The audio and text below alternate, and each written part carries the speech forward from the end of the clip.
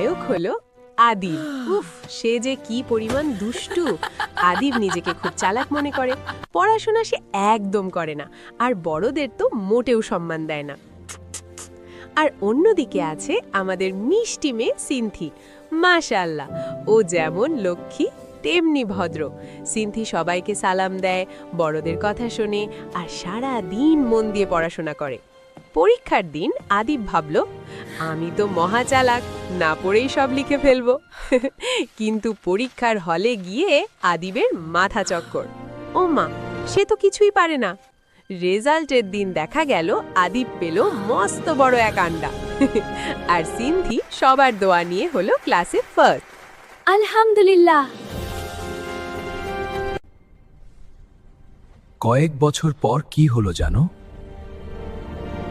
কয়েক বছর পর আদিব এখন কাজ না পেয়ে মন খারাপ